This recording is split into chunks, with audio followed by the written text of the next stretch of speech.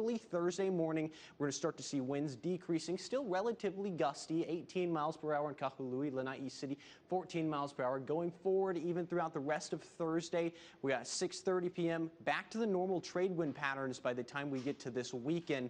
A beautiful weekend in store, but we still have to get through these gusty winds we're experiencing right now. And again, this is all happening because of Hurricane Dora. It is a Category 4 hurricane. It's been defying the models a little bit. There's a lot of cold water south of Hawaii right now that should have caused this storm to weaken. It's still being recorded at 130 miles per hour and is causing all of these strong winds. It's interacting with this high pressure fan that we have north of the Hawaiian Islands, and the circulations, the opposite circulations from both, are just funneling all of that air into Hawaii. And right here, I want you to pay attention to the air right here. All of that air is incredibly dry, and that is the reason we're seeing the fire danger across Hawaii. Taking a look at your ocean alerts, we still have those small craft advisories and gale warnings south of the Big Island and Maui out there, so we're still keeping an eye on that. And of course, we're seeing our surf starting to decrease on our east-facing shores as Dora continues going westward, 4 to 8 feet. South-facing shores are still 6 to 8 feet as Hurricane Dora is south of the islands. And here's just a quick reminder. We have the First Alert Weather app. I want you to download that app. We're sending out updates around the clock so you can get videos, forecasts. We provide a lot of really good information. All you have to do is scan that QR code right there, and we'll give you all of what we know when we know it. I want to give you a look at our 7-day forecast out there. Tomorrow is not a First Alert Weather Day, but we still have a First Alert Weather Day today. And then we're going to send it over to Jonathan with First Alert Traffic. And a key thing to remind you about, if you are on the island of Maui, no access is being allowed into the West Maui area. So Maui County officials tell us people will be allowed to leave via Kahakaloa. So that's the other way around the island, but no one allowed into the greater part of Lahaina. You see the two main thoroughfares, the upper road and the road in front of where the devastation is taking place, both shut off this time. Also up country, got to remind you, Omapio Road is closed to access. That's kind of a lesser known road, but a lot of people use that road. It's closed to get up to Kula right now. And then all of the arteries that go into the Haleakala Highway up into Haleakala National Park all closed as we speak. Want to take you to the Big Island real quick too, tell you about some updates. So that Queen Ka'ahumanu Highway has been reopened from Kawai High Road to the Hapuna Beach Hotel, but Akoni Pule Highway still remains closed, and that's from mile marker 6 to mile 17. We'll keep you updated with the latest on First Alert traffic throughout the state. Back to you, Dylan and Ash. Thank you so much, Jonathan. The state plans to fly thousands of tourists out of Maui to Oahu. Many of them have been sheltering in place at Kahului's airport. Our Daryl Huff arrived on Maui this morning and spoke with some visitors about what they experienced. Daryl. Ash, we're right outside the Emergency Operations Center here at Maui County's building in Wailuku. And if you look over our shoulder, you can see one of those active wildfires up there on the way up to South Maui above Kihei. That fire has kicked up just in the time that we've been standing here. There are 2 or 3 other sites that we can see fires from this very location. Now, from what we've experienced today, this reminds me a lot of covering the aftermath of Hurricane Iniki some 30 years ago. And it's the number of people that have been displaced by this fire that's just staggering. You know, we went to every place we've gone so far, we've run into these people. At the Honolulu airport, for example, anyone flying in, Kahului airport last night, for example, anyone who was flying in was told that you just have to stay at the airport because you're going to go right back out the next day. So they've been moving people out as fast as they can. We're told a couple thousand people stayed overnight in the airport. We've talked to both people who were there because they were being turned around like that. They arrived and then they had to leave. And also people who actually fled the fires last night in Lahaina. We came in last night to go to the Grand Hyatt, found out it was all closed and we couldn't get to it. Their power was down. And so we ended up sleeping in our rental car because there were no hotel rooms on the island. So we tried to get it switched today to go home today, but they were like, we don't have anything till Saturday. So we were like, okay, we'll just go over to Kauai for the next 3 days. After the power went out due to Hurricane Dora, I decided it'd be a good idea for my husband and I to leave Lahaina. And as we were passing the Lahaina bypass, they were shutting it down due to wildfires. And a drive that normally takes 45 minutes took 4 hours, and we spent the night here with about 1,200 people, and now we're waiting for our air crew. to come, and hopefully we'll be in Vancouver this evening. Tired, and I'm sad for Hawaii. Sad for the wonderful people we met and that beautiful town. Very sad. Also in Kahului, we went to the Walmart, which has turned into an informal refugee center. We're told the Walmart opened their restrooms to people who had fled Lahaina last night at 1 o'clock in the morning. They also installed porta potties, and people were flowing into Walmart buying all kinds of supplies. We talked to a number of folks there, again, who fled the fires in Lahaina and spent the night there in the Walmart parking lot. We thought we were okay, but then the wind came, the gas stations blew up, everything caught fire by the brush, and then we just had to evacuate. We just need to get supplies, what we can. There's a lot of memories in our house. We only got like a partial suitcase, not even a toothbrush, and out we went out the door. How are you feeling now? I felt pretty bad earlier. I'm kind of trying to take it in. I'm sure the worst will be when we go back and actually see the devastation. That'll be the hard part. Yes, and there's really no word yet on when people will be able to go home and what those homes will be like. The pictures we've seen from Lahaina show absolute devastation. Much of the town flattened. These people are really heading for some very difficult times. There's a lot of folks rallying around them. We saw one family that owns a little restaurant walking around giving out bentos to folks. So it's really touching and powerful, and how stunned and shocked all these people are. Now we're going to take another look at this wildfire behind me up toward the Kalua uplands here. That's where we're going to be heading after this. And so for now, I'm going to sign off from Maui, from Wailuku. Daryl Huff, Hawaii News Now. Thank you so much, Daryl, for that report. You know, just devastating, Dylan, of what's going on there. I'm glad our crews are finally on the ground there, being able to tell these people's stories, what they went through last night, what they're still going through today. Just traumatizing, and these stories deserve to be told at this time. Yeah, most definitely. And as you can see, it is still a very much active situation. The fires are still burning, and we've also got a lot of questions about how people can help. The War Memorial Complex is open today and Thursday for donations. We'll be right back after this.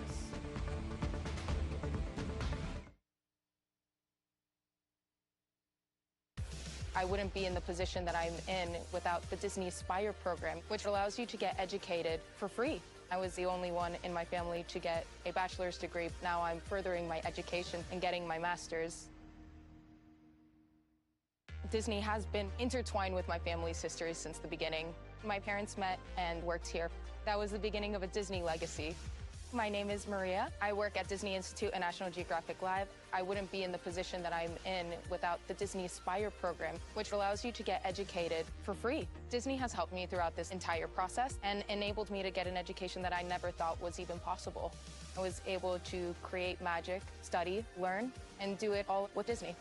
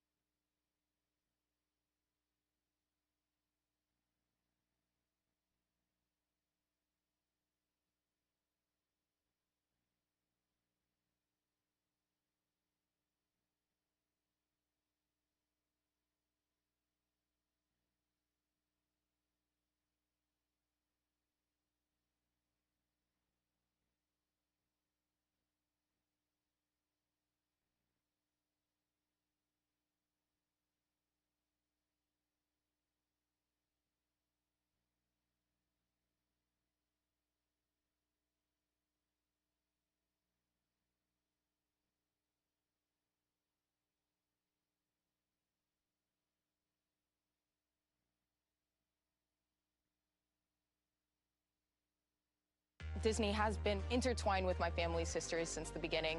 My parents met and worked here. That was the beginning of a Disney legacy. My name is Maria. I work at Disney Institute and National Geographic Live. I wouldn't be in the position that I'm in without the Disney Aspire program, which allows you to get educated for free. Disney has helped me throughout this entire process and enabled me to get an education that I never thought was even possible. I was able to create magic, study, learn, and do it all with Disney.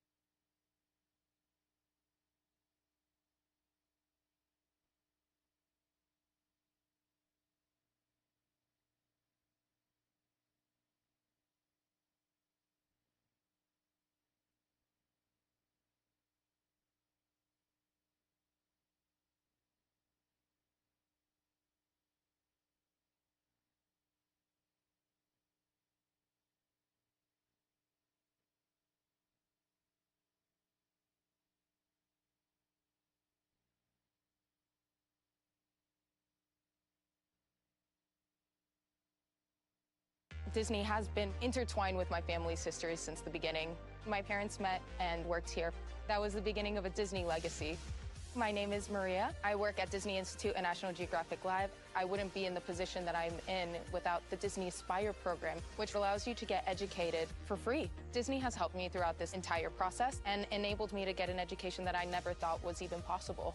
I was able to create magic, study, learn, and do it all with Disney.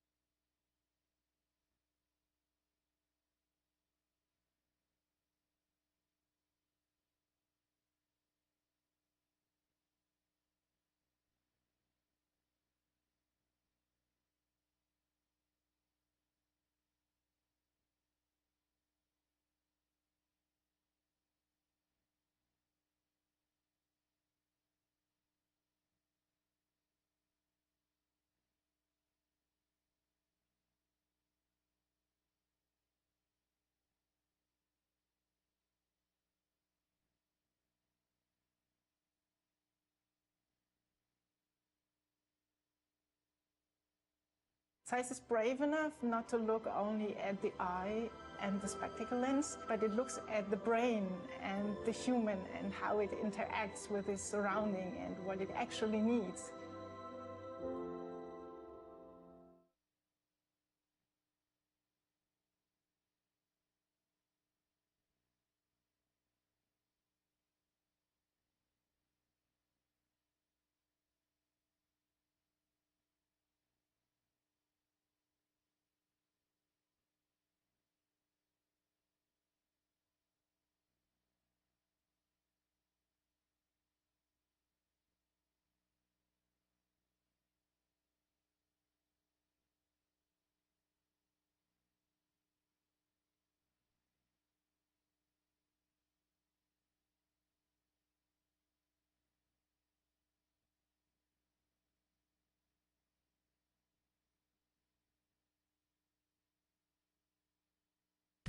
I wouldn't be in the position that I'm in without the Disney Aspire program, which allows you to get educated for free.